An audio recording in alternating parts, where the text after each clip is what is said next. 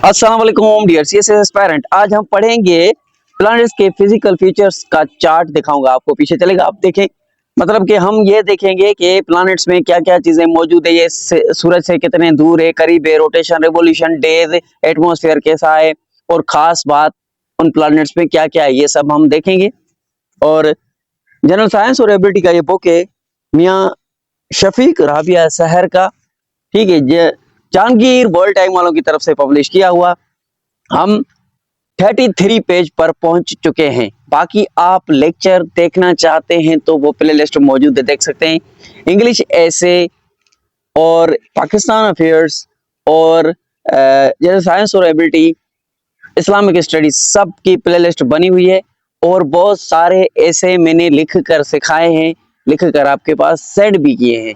Play list में जाएं, सब मटेरियल मिलेगा। तो आज का लेक्चर शुरू करते हैं।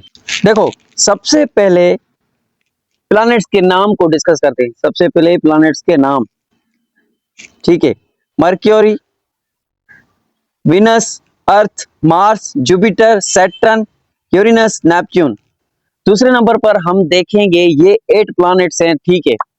बाकी सब कुछ हमने लेक्चर देख लिए हैं, आगे चलते जाएंगे बुक में, पीछे किसी की वजह से नहीं जाएंगे। तो अभी distance from the sun million kilometres, ये बुक में लिखा हुआ है, चार्ट बना हुआ है 33 पेज पर। वो मैं आपके साथ चार्ट शेयर कर रहा हूं कि किस तरह से ये सिस्टम बना हुआ है सोलर सिस्टम का, ठीक है। तो देखो, अब इन प्लैनेट्स 8 प्लैनेट्स का डिस्टेंस कितना है सूरज से, वो डिस्टेंस इसके नीचे एक चार्ट बना हुआ है, लिखा हुआ है। देखो, मर्क्यूरी सूरज से 58 मिलियन किलोमीटर दूर है और वीनस 110 मिलियन दूर है और अर्थ 150 किलोमीटर दूर है, 150 किलोमीटर दूर है सूरज से, ठीक है। और 228 मार्स सूरज से दूर है किलोमीटर। जुपिटर सूरज से 780 किलोमीटर दूर है, 780 million kilometre. Saturn 1430 million kilometre दूर है सूरज से। और यूरेनस 2870 मिलियन किलोमीटर दूर है सूरज से, ठीक है। और नेपट्यून सबसे दूर सियारा है, 4500 मिलियन किलोमीटर दूर है हमारे सूरज से, ठीक है। उसके बाद आता है डायामीटर, किलोमीटर। डायामीटर के साथ लिखा हुआ है किलोमीटर।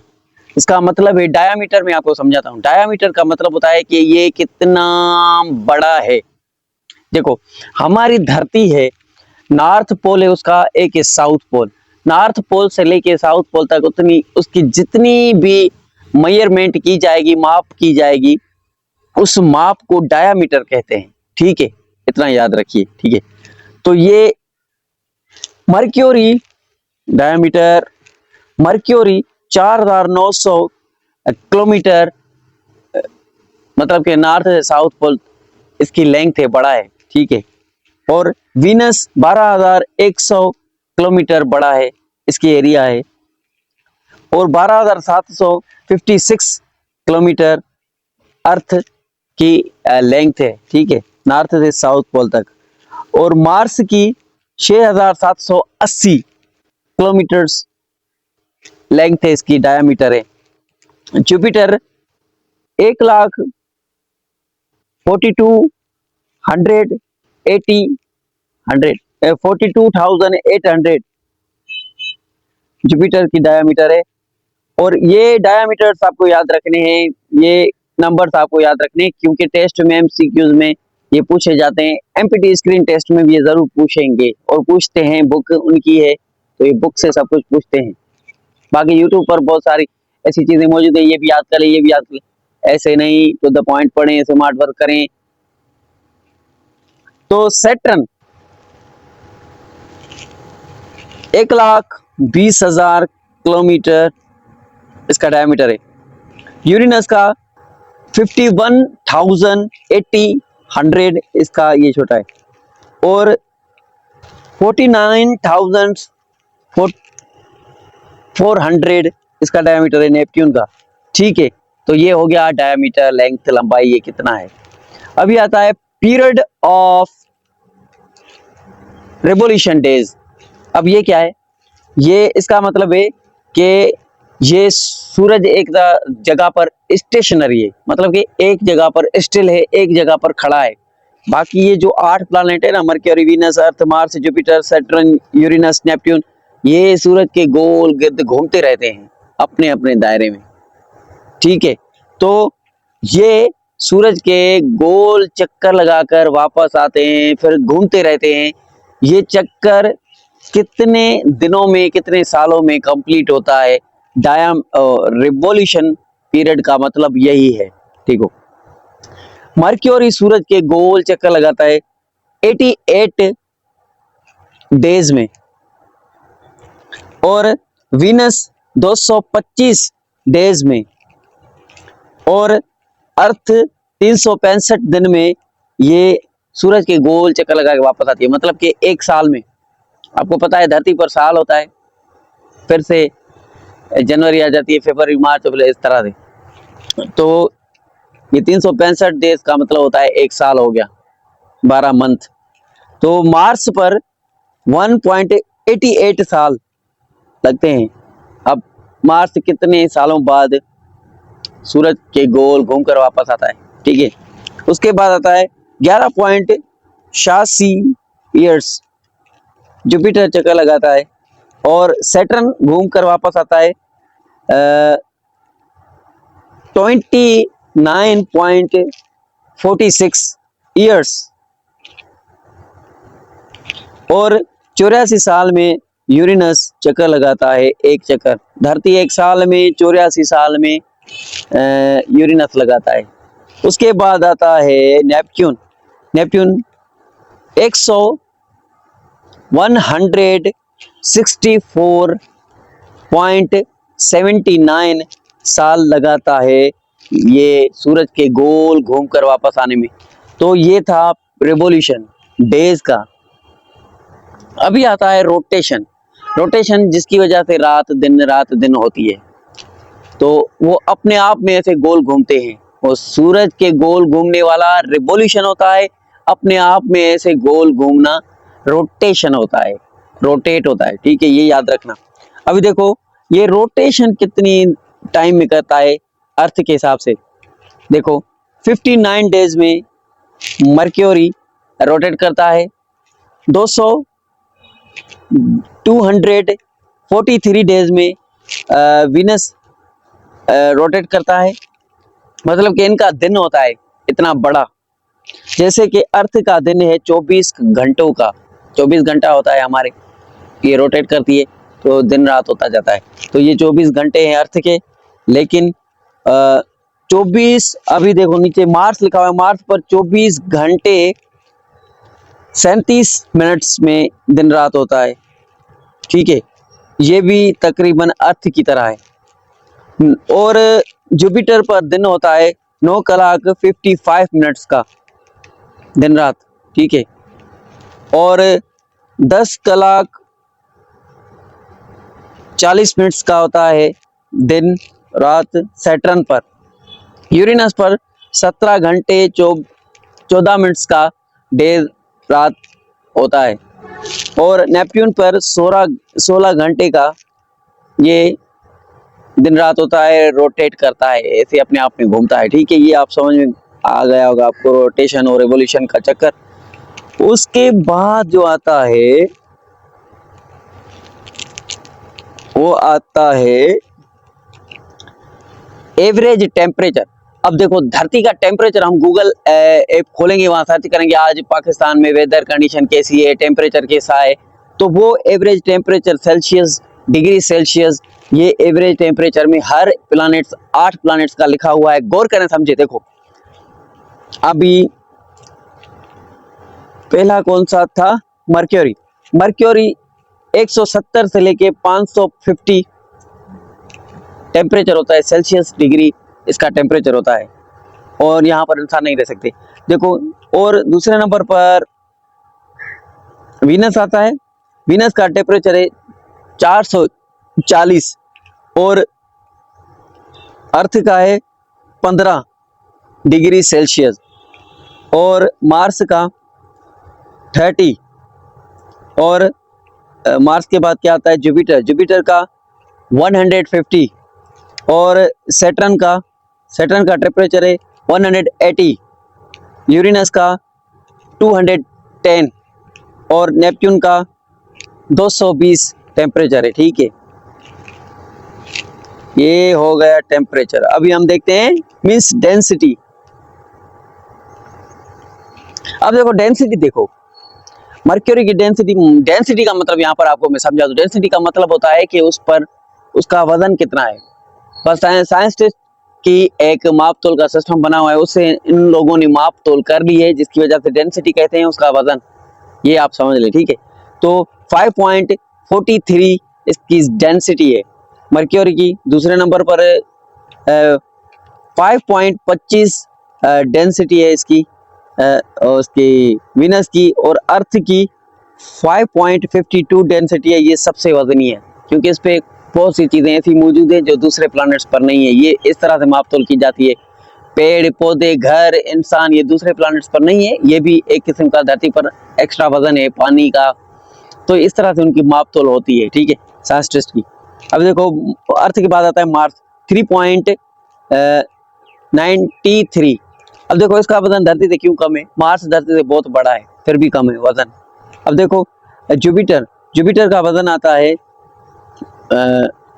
1.33। देखो अब जुपिटर का आता है 1.33 और उसके बाद आता है सैटर्न का आता है 0.71 और यूरेनस का आता है 1.24 और नेपच्यून का आता है 1.67। ठीक है, इसका वजन है, डेंसिटी है। और एटमॉस्फेरिक कंपोजिशन, अब ये क्या है? इसका मतलब है वहाँ की कंडीशन, वेदर कंडीशन, क्लाइमेट जो हम चेंज बोलते हैं, दुनिया में क्लाइमेट चेंज हो रही है, उस क्लाइमेट को और वेदर कंडीशन को और एटमॉस्फेयर को, और वहाँ पर कैसी मौसम है, कैसी सीजन है, क्या मौजूद है, ऑक्सीजन है या नहीं है, और हाइड्रोजन है, क्या क्या चीजें मौजूद है, ये जो केमिकल्स होती हैं ये पढ़ेंगे आगे चल के हम।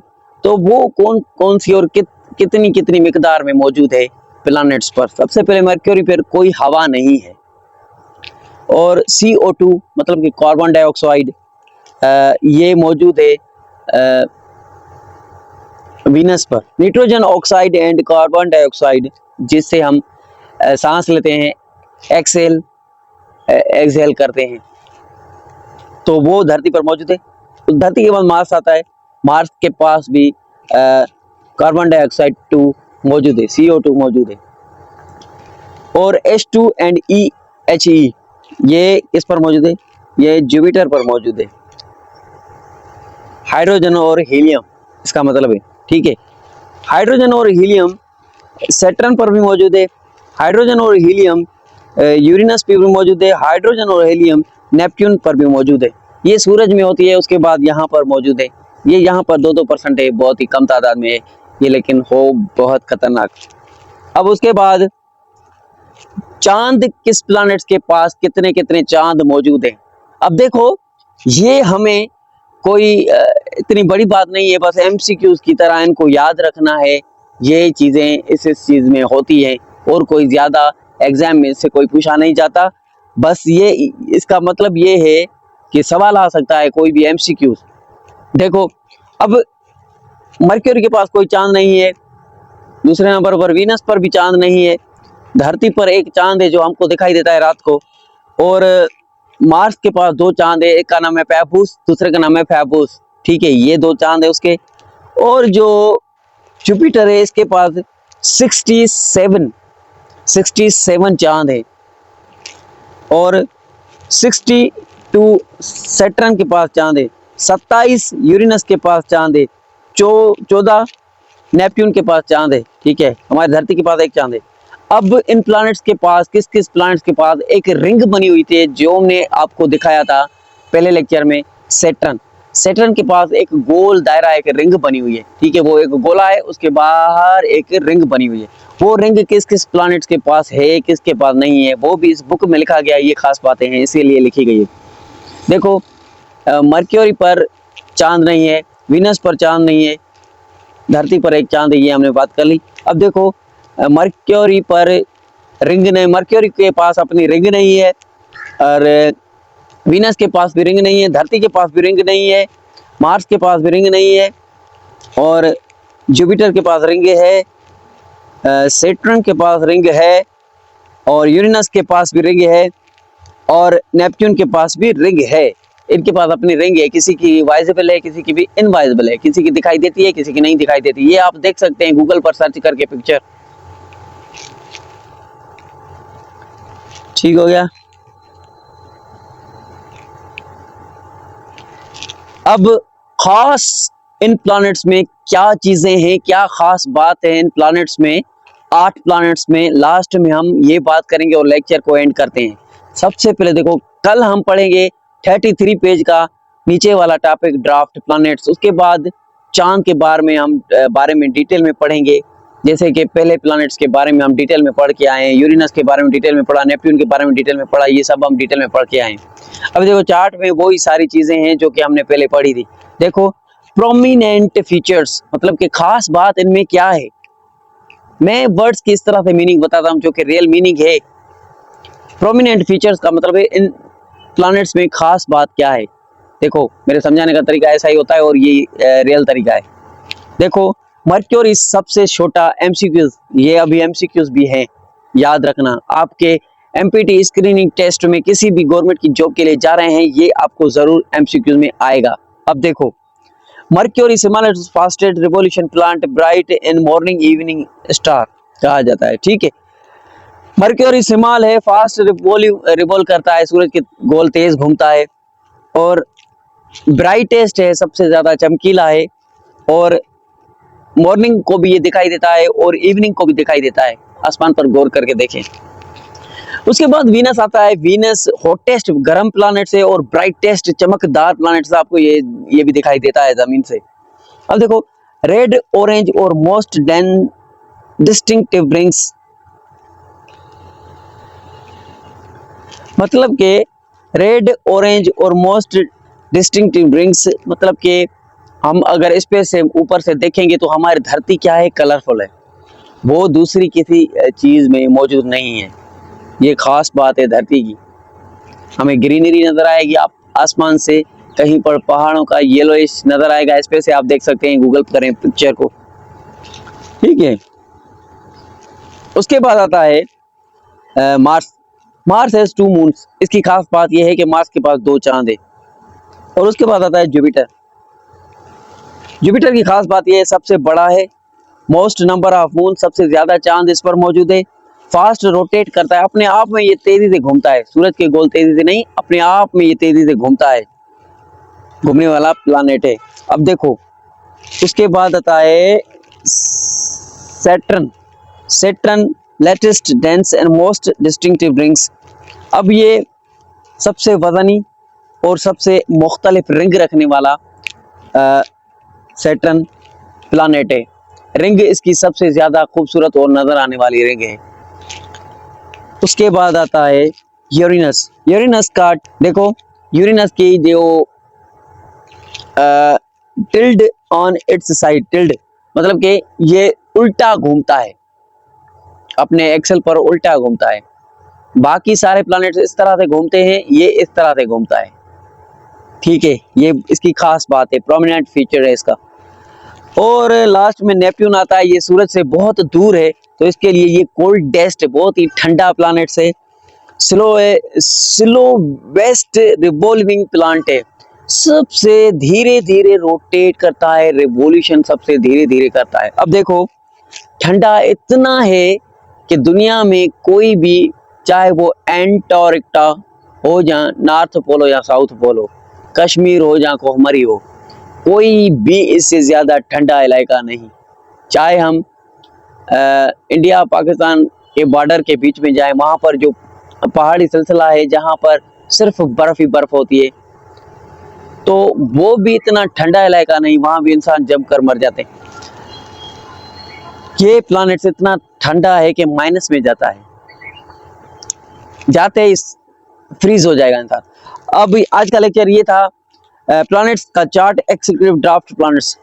मैंने ड्राफ्ट प्लैनेट्स को इसके एक्सक्लूडिंग कर दिया, मतलब कि निकाल दिया। ये हम कल डिस्कस करेंगे। तो कीप वॉचिंग, स्टे कनेक्टेड। अल्लाह हाफिज।